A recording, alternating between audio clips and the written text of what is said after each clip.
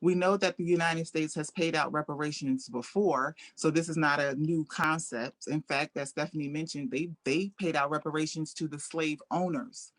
Um, so this is not a new concept, nor is it a new demand. This goes as far back as Callie House, who demanded reparations back in 1897. Fast forward to John Conyers in 1989, and now we have all of us right now. And I'm going to tip the scale with ADOS because we, under the direction of Yvette Carnell and Antonio Moore, they have framed this conversation to make it more specific to where it needs to be. So this is not a new concept. It's not a new demand by any stretch of the thought process. So for me, reparations just simply means to repair and to make whole and acknowledge. That's going to be key part two. Acknowledging what was done to African Americans. And as I speak today, African American, I will interchange that word between African American and ADOS. And ADOS is simply American Descendants of the Institution of Slavery. That's it. So it's to acknowledge, and it's to come by both check and set asides. So that's what reparations means to me. I believe that those who descend from the institution of slavery are the righteous beneficiaries of any reparation bill that comes to fruition. There are a few reasons why I say that. Number one is the wealth gap itself. We know that it's going to take 225 to 228 years to close the wealth gap. We know that the process, practices, and procedures were put in place during that time specifically for African American people or those that were in that institution. For instance, the institution itself was made specifically for us. Unlike anywhere else in the world, we were in an institution that enslaved us generationally.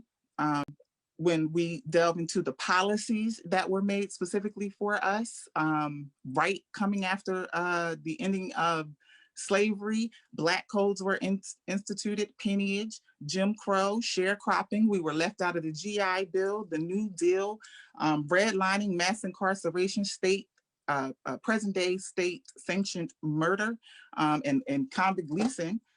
So these are the things. These were the things that were specific to African American people at that time. And we're talking for a time frame between 1776, which is the founding of the United States of America, and 1965 with the Civil Rights Bill. So from that time frame, we now have the data and we can show who was here and who was not here. But we know more specifically that those policies, the Black codes and sharecropping and all that stuff, those policies were for a specific group of people, and that group of people were the people that descended out of that institution of slavery. And what those policies and that institution itself did was keep us from participating as full functioning members of society, as the Constitution said we were. So that held us down. It contributed to our current day wealth gap. And in order for us to rise above that, we're going to need the government to come in and uplift us as they did any other group here in the United States. No other group has risen to the space that they are in today without the help of the United States government. We are constantly, as African American people, given the rhetoric of bootstrapism, and individuality did not get us here. Structural racism did. So we're going to need the government to come in and uplift us as they did everybody else. And I will say that reparations is not a gift, it is a debt. And we are coming for our check. This is not something new, as I stated at the top of this piece. This is a picking up of the ball. So this is from Cal. I'm reaching back to Callie House. I'm high-fiving her saying, I got it, and I'm going to go roll with it.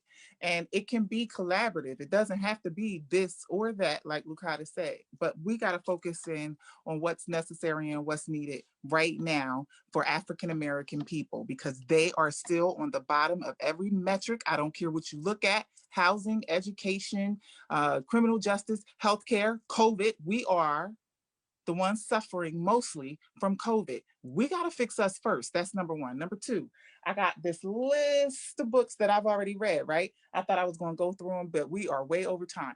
So hopefully you can see them. It's Henrietta Lacks, Souls of Black Folks, How the Irish Became White, Nigger in the Window, Affirmative Action, Where Do We Go From Here, Whitewashing, The New Jim Crow, Reconstruction, which is a big one because it helps you understand the political process back then and how much it relates today. Go back and read that, From Here to Equality by Sandy Darity and Catherine Mullen. The Color of Law is another big one because it outlines how we got disenfranchised through redlining. So that's Richard Rothstein. And I just want to quickly say that this is two awesome books. The Political Participation, I just got done reading this not too long ago. It's a commission, it's a report of the United States Commission on Civil Rights 1968. And this is a wealth of data and information. Honey, pick you up that book. And I'm currently reading this one right now. It's The Landmarks of American Mosaic Jim Crow Laws. And this also breaks down the data specifically in how everything was stolen, mismatched, taken from us through the political process. So a lot of what our ancestors already gained and went through for us, we dropped the ball somewhere along the line, and we have to go back, pick it up, and start all over again, basically, with their guide, of course. And then thirdly, we are organizing locally. So we're going to be canvassing shortly here, Stephanie and I had tagged Georgette in, but she's moving and stuff, so I don't know if she's going to be able to make it. But we're going to be canvassing, talking about reparations and the importance of calling upon your local officials, letting them know that this is something you want. It's simple. It's just that simple right now, because it's not like we're going to get a check next week. We just want to push our local representatives, local, national representatives, and let them know that this is what we want. And we need, for when people talking about immigration and student loan debt and Medicare for all, I need reparations at the top of that list also. And that's it. I piggyback off of all of that. I think that education is key. I think that this is multifaceted, but for right now, it's going to be African American people that have no wealth by 2053. And the reason why we don't have wealth is because we came out of that institution of slavery. We have to address our current issues right now, because there are real consequences for us not doing so. I think we need to elevate this conversation even more so. And I think that it's like Lukata said, it's a broader conversation, but my focus right now is to repair the people that are broken right now.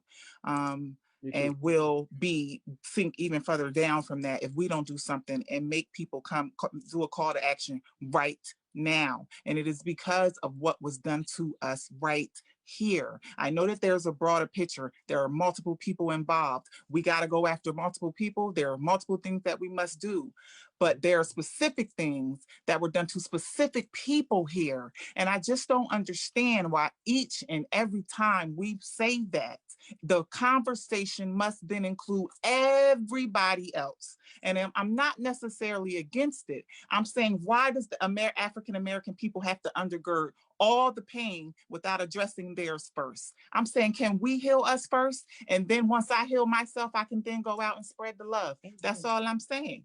Heal us first.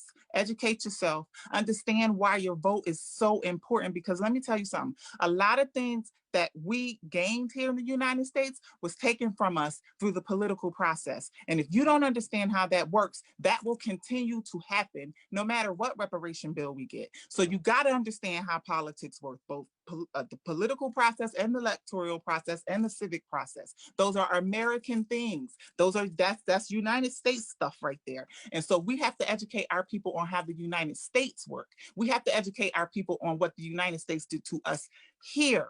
And then we can elevate that conversation, in my view, to go out and then lend our helping hand. Because quite frankly, I'm tired of us always being pushed to the bottom of the conversation. Really, I am. And that's all I have.